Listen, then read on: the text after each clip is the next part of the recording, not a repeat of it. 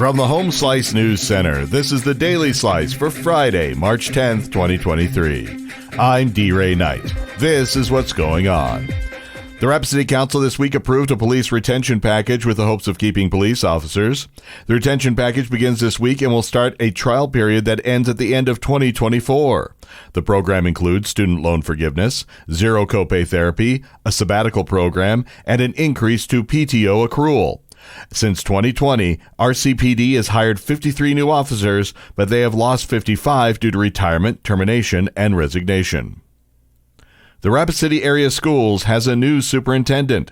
Amy Rose has more.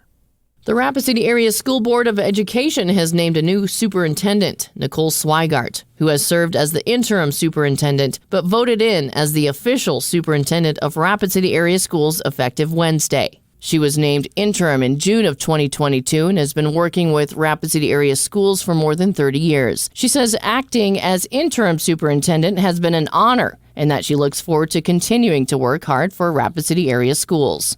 A Rapid City man has been found guilty on all 4 counts against him in connection with a shooting at the Central States Fair last summer. 18-year-old Casey Earhart was charged with 3 counts of aggravated assault and 1 count of discharge of a firearm inside a vehicle. The incident happened during a confrontation between 2 groups of people as they were leaving the fair in August. Prosecutors say Earhart shot a gun through an open window of a vehicle. Earhart will be sentenced in May. He could face up to 15 years for each charge. In national and international news, a month ago, the government dropped a bombshell jobs report that showed that America's employers added 500,000 plus positions in January, twice the December gain and far more than economists had expected.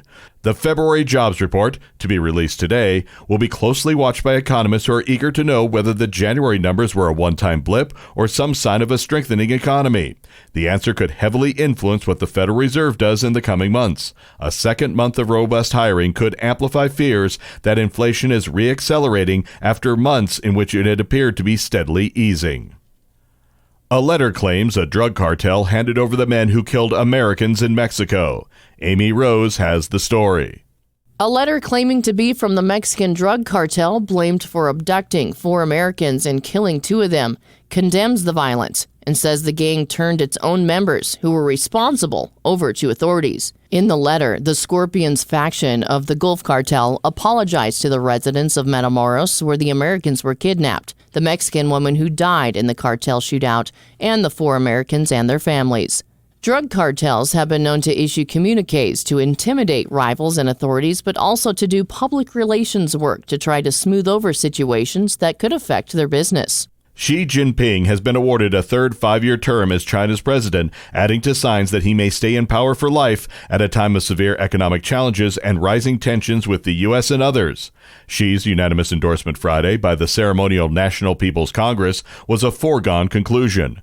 During his 2 terms in office, Xi has sidelined potential challengers and filled the top ranks of the Communist Party with loyalists. He broke with tradition in October to give himself a third 5-year term as party leader. His intent to stay in power was foreshadowed when the 2-term limit on the presidency was deleted from the Chinese constitution. Xi was also unanimously named commander of the People's Liberation Army. Your weather forecast from the Home Slice Weather Center.